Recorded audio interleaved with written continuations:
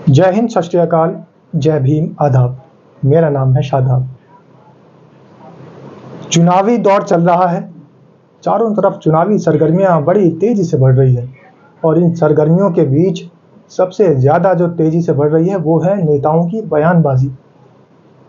और बयानबाजी भी ऐसी कि कहीं कहीं इस तरीके की बयानबाजी सामने आ रही है कि अराजकता फैल रही है।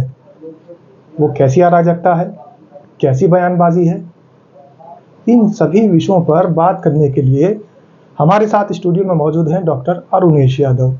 बहुत बहुत स्वागत है सर आपका। जी बहुत बहुत धन्यवाद।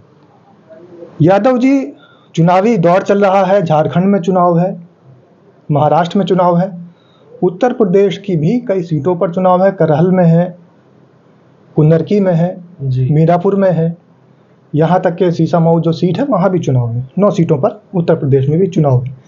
लेकिन इस चुनावी दौर के बीच जो नारे सामने आ रहे हैं वो बड़े निंदनीय कह लीजिए या सोचनीय कह लीजिए।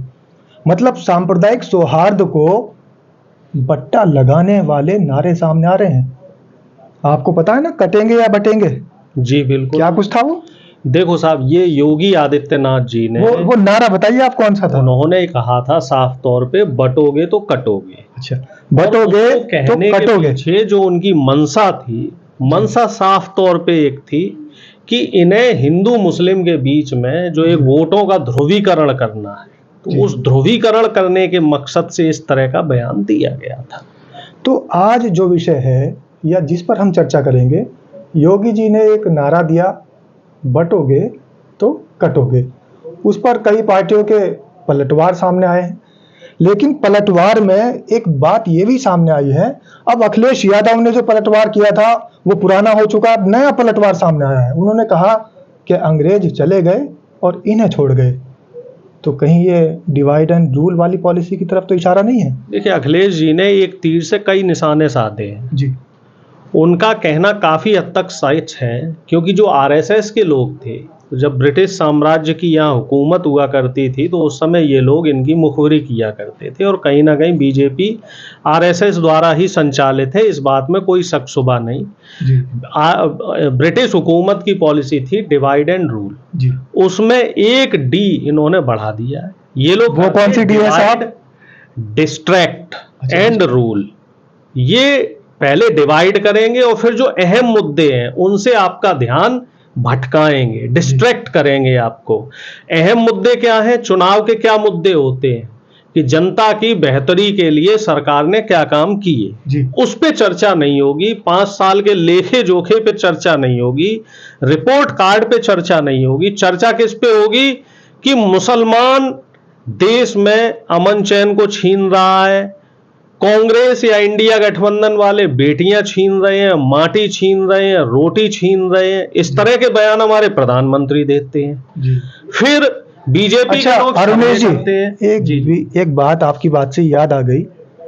रोटी छीन रही है, बेटी छीन रही है और माटी छीन रही है। लेकिन ये रोटी, बेटी और माटी जब छीनती है तो ये सिर्फ चुनाव के समय ही छीनती है। मणिपुर, पश्चिम बंगाल या फिर और जो प्रदेश या फिर जो इनके उन्नाव के मामले हों, वहां पर बेटी कोई नहीं चिंती नजर आती। तो साहब सीधी सी एक बात प्रधानमंत्री जी और मुख्यमंत्री जी दोनों लोग बताएं। हम उत्तर प्रदेश में है तो हम उत्तर प्रदेश के मुख्यमंत्री जी से भी सवाल करेंगे और प्रधानमंत्री जी से तो करेंगे ही करेंगे। पिछले 11 साल से भैया आप क्या कर रहे हैं? अगर कहीं रोटी, बेटी, माटी कुछ भी छिन रहा है तो आखिर आप धृतराष्ट्र बन के कर क्या रहे हैं? आपका फिर रोल क्या है, आपकी फिर भूमिका क्या है? अगर किसी ने किसी गरीब की रोटी छीन ली तो आपने उस गरीब को अब तक रोटी क्यों नहीं दी? किसी की बेटी छिन गई तो उस बेटी के साथ इंसाफ क्यों नहीं हुआ? आपके राज्य में महिला उत्पीड़न सबसे ज्यादा क्यों है? और आपके जो गृह मंत्री हैं उत्तर प्रदेश झारखंड में जाके ये कहते हैं कि साहब ओबीसी का जो आरक्षण है वो 14% से बढ़ा के हम 27% कर देंगे। आप जनता को बेवकूफ समझते हो? जब हेमंत सोरेन जी ने उस आरक्षण को बढ़ा के 27% किया था तो आपके गवर्नर ने उसे रिजेक्ट क्यों किया? जब छत्तीसगढ़ में हमारे मुख्यमंत्री, निवर्तमान मुख्यमंत्री भूपेश बघेल जी ने उस आरक्षण को 27% किया, तो आपने उसे क्यों निरस्त किया? इस तरह की जो डुअल पॉलिसी आप खेल रहे हैं वो सिर्फ इसलिए क्योंकि चुनाव आ रहा है और चुनाव के समय आपको जुमले फेंकने हैं। अखिलेश जी ने कल गाजियाबाद में एक बड़ी सीधी सीधी बात कही कि चुनाव के मैदान से या जंग के मैदान से पीछे कौन हटता है? जो हारता है।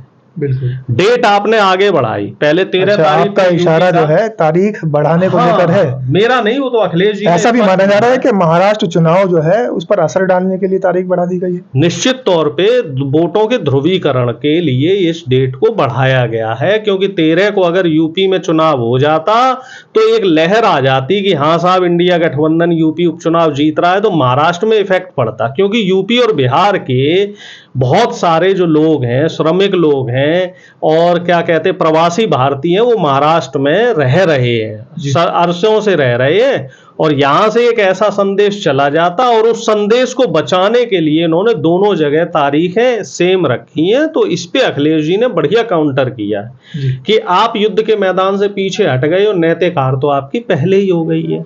अखिलेश यादव का आपने जिक्र किया, अखिलेश यादव ने तो एक और बात कही है।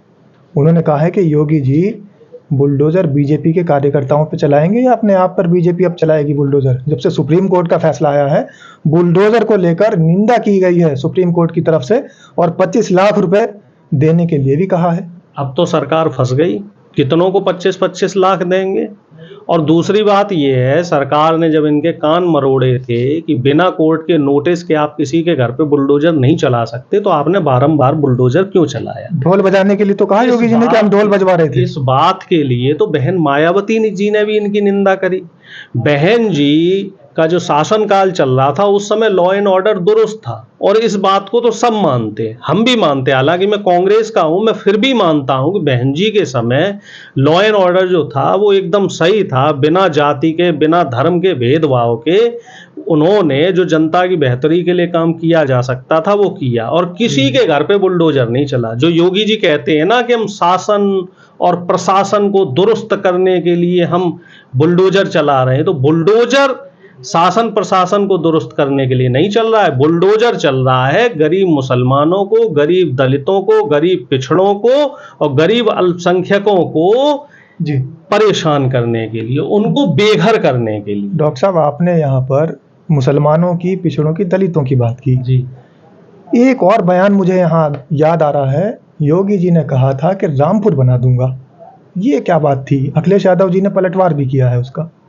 देखो साहब, रामपुर बनाने के पीछे मकसद साफ है। जिस तरीके से रामपुर में आजम खान साहब और उनके परिवार को नेस्तो नाबूद किया गया, देखो आजम खान साहब जेल गए, उनका बेटा जेल, उनकी वाइफ जेल, और तमाम जो आजम खान साहब ने रामपुर की बेहतरी के लिए जो काम किए थे, जो यूनिवर्सिटी बनाई थी, उस यूनिवर्सिटी पे ताला लगा हुआ है, वहाँ सीबीआई ईडी के छापे पड़ रहे हैं। तो योगी जी के कहने का मतलब ये है कि जो पॉलिटिकली इनका राइवल है, जो राजनीतिक रूप से इनका दुश्मन है या राजनीतिक रूप से इनका प्रतिद्वंदी है, उसको ये जमीन से खत्म कर देंगे, चाहे उसके लिए इन्हें आम जनता का नुकसान करना पड़े तो वो नुकसान भी करेंगे। यूनिवर्सिटी बंद हुई तो उससे नुकसान किसका हुआ? आजम खान साहब का हुआ कि वहां की गरीब जनता का नुकसान हो रहा है। और अगर कहीं आपने कोई जमीन को बुलडोज किया, किसी प्रॉपर्टी को बुलडोज किया, तो वो प्रॉपर्टी तो देश की है, तो वो नुकसान किसका हो रहा है? देश का। और देश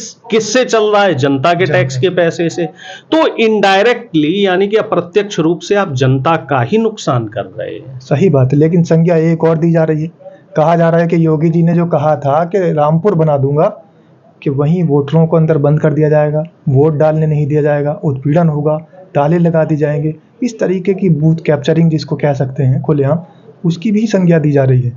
देखो साहब, इस बात में तो कोई दो राय है नहीं। पिछले 10 साल आप देखो कि जो मुस्लिम वोटर है, खास तौर से इन्होंने मुसलमानों को टारगेट किया, और जो कोर वोटर है, मान लीजिए सपा का हो या किसी भी पार्टी का, जो जाति इनकी कोर वोटर है, तो उनके वोट कटवाने का, उस समाज के लोगों को वोट ना देने जाने का, उनको प्रताड़ित करने का, उनके खिलाफ फर्जी और झूठे केस लगाने का काम बीजेपी के लोग करते रहे हैं। अब चाहे मुस्लिम समाज की आप बात कर लो, उनके घर पे पुलिस एक दिन पहले दबिश देती है और उनको हिदायत दी जाती है कि अगले दिन आप वोट डालने नहीं जाओगे, जो वोट डालने जाएगा तो तुम्हारे परिवार में से 2 आदमी को थाने में बंद कर देंगे। इस तरीके से डरा डरा के कई बूथ ऐसे रहे, तकरीबन ऑन एवरेज हम मान के चलते हैं एक बूथ पे 1000 लोग प्लस माइनस 10-5% 1000 लोग वोट करते हैं, तो कई बूथ ऐसे रहे हैं, रामपुर की अगर बात की जाए, कि वहाँ 600 लोग वोट डालने नहीं जा पाए। ये तो इनडायरेक्टली बूथ कैप्चरिंग है। बिल्कुल, और ये संविधान पे खतरा है। और सिर्फ इसी बात को लेके इंडिया गठबंधन बराबर सवाल कर रहा है कि ईवीएम मशीनों को बंद किया जाए और लोकतंत्र को बचाने के लिए निष्पक्ष चुनाव किया जाए। लेकिन चुनाव आयोग अब इनके हाथ की कठपुतली बना हुआ है, और इसमें सबसे अहम भूमिका अगर इस समय किसी की बन रही है तो वो है हमारे देश की जनता की, और जनता में भी जो हमारे देश की 85% जनता है। और अगर 85% जनता एकजुट हो जाए और जो अखिलेश जी ने नारा दिया है कि जुड़ेंगे तो जीतेंगे, उसको मान ले, और जो बहन जी ने नारा दिया है कि अगर एकजुट रहेंगे तो सुरक्षित भी रहेंगे, सुरक्षा को लेके तो अगर इस चीज को हमारी बहुजन जनता, जिसमें दलित आता है, आदिवासी आता है, अल्पसंख्यक आता है, पिछड़ा आता है, ठीक है, ये लोग एकजुट हो जाए तो ये बीजेपी को हराने में कोई ज्यादा समय नहीं लगेगा। यानी आप भी पीडीए को लेकर कहीं ना कहीं संकेत कर रहे हैं कि पीडीए से ही जीत हासिल हो सकती है। देखिए, इस बात को तो राहुल जी भी कह रहे हैं कि 85% जो आबादी है हम उसके हक हकूक के लिए लड़ रहे हैं, इसी बात को अखिलेश जी कह रहे हैं। अच्छा, राहुल गांधी जी ने 50% आरक्षण को लेकर कहा है कि पूर्ण तरीके से जो कृत्रिम उसकी रोक है वो खत्म कर दी जाएगी, तो ये क्या कुछ बात है? देखो साहब, तेलंगाना में भी अब जातिगत जनगणना हो रही है, और राहुल जी का ये नारा है कि जो जातिगत जनगणना केंद्र सरकार करवाए, हालांकि केंद्र सरकार इस पे नानुकुर कर रही है, क्योंकि देश में 85% जब दलित, अल्पसंख्यक और आदिवासी और ये पिछड़ा है, तो वो 50% की कैप आपने क्यों लगा रखी है? क्यों आरक्षण को आपने 50% तक रोक रखा है? भाई, जिसकी आबादी जितनी है, देश की पूरी प्रॉपर्टी में, देश के साधनों में, देश के संसाधनों में उसकी उतनी हक दे दो उसको। उनका हक आप क्यों खा रहे हो? सपोज करो कि 100 लोग में से अगर 20 लोग दलित हैं, 40 लोग पिछड़े हैं, 20 लोग अल्पसंख्यक हैं, तो ये कितने हो गए? 80 लोगों को उनका अधिकार दो ना। आप अधिकार कितनों को दे रहे हैं? 80 में से 50 लोग को दे रहे हो, 30 लोग तो उससे वंचित रह रहे हैं। तो राहुल जी यही कह रहे हैं कि जो 30 लोग छूट रहे हैं, उन 30 लोगों को भी मुख्य धारा में लाया जाए।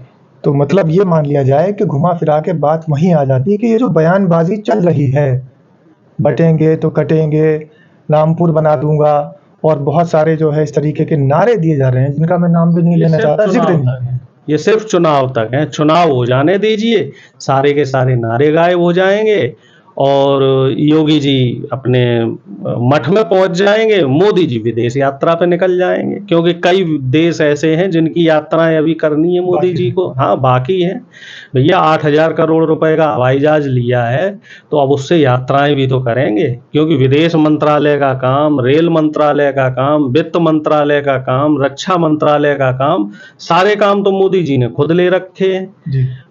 जितने भी मंत्री हैं, जितने भी इनके कैबिनेट मंत्री हैं, वो सिर्फ और सिर्फ जब कहीं कोई रेल हादसा हो जाता है तब रेल मंत्री जी प्रकट होते हैं, सिर्फ अफसोस जाहिर करने के लिए। जब कहीं मान लीजिए कोई आतंकवादी घटना हो गई, तब रक्षा मंत्री जी आपको दिखाई देंगे। जब कहीं नई परियोजनाओं का उद्घाटन होता है, शिलान्यास होता है, तो वहां पे सिर्फ आपको मोदी जी दिखेंगे।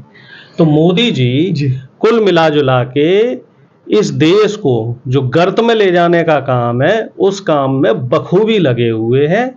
और आप देखना, चुनाव होते ही मोदी जी फिर गायब हो जाएंगे। जो जन कल्याणकारी योजनाएं हैं, जब चुनाव आएगा तो फिर उनके शिलान्यास होने लगेंगे, लेकिन बीच में जो योजनाएं हैं वो आगे कैसे फलीभूत होंगी, कैसे, मतलब ये जो सिर्फ नारे दिए जा रहे हैं ये बरगलाने के लिए सिर्फ और सिर्फ चुनाव को प्रभावित कर, ये नारों का ही असर है कि वहां पे डोनाल्ड ट्रंप की जीत होती है और प्रयागराज में झंडे फहराए जाते हैं जय श्री राम के नारे। ये कितनी मूर्खता है। डोनाल्ड ट्रंप क्या कह रहा है कि अगर मेरी सरकार आ गई तो यहाँ जितने भी घुसपैठी हैं उनको निकाल के बाहर कर देंगे। हमारे देश की जनता को मालूम है, हर घंटे 10 इंडियन वहां पे अवैध रूप से जा रहे हैं। ठीक है, तो कितने लाखों की संख्या में जो हमारे देशवासी वहां रह रहे हैं उनको वापस इंडिया डिपोर्ट कर मतलब दिया उनको जाएगा। बाहर करने की बात करी जा रही है और ये लोग दूसरी जो है बात, झंडा फहरा रहे हैं। H1B वीजा रद्द कर देगा, उससे सबसे ज्यादा कौन प्रभावित होंगे? हमारे भारतीय। जी। सारा निवेश हमारा रोक दिया जाएगा, उससे कौन सबसे ज्यादा प्रभावित होंगे? हमारे भारतीय। और हमारे भारत मूल की कमला हैरिस, जी। जो भारत के लिए बेहतरी के लिए काम करना चाह रही थी, वो हार गई हैं, तो हमारे देशवासी जश्न मना रहे हैं। तो हमारे देश में जो मूर्ख लोग हैं उनका कोई इलाज नहीं है साहब। डॉक्टर उमेश यादव कह रहे हैं कि मूर्ख लोगों का कोई इलाज नहीं है, लेकिन ये भी सत्य है कि जिस तरीके की नारेबाजी, जिस तरीके की बयानबाजी चुनाव में की जा रही है, कहीं ना कहीं वो सोचने का विषय है। इस तरीके के नारे अगर जनता सीरियस ले लेती है तो कहीं ना कहीं कटेंगे, बटेंगे, फोड़ेंगे, तोड़ेंगे, मारेंगे, पीटेंगे, इन सब से ना बचा गया तो भविष्य में आने वाले जो हालात होंगे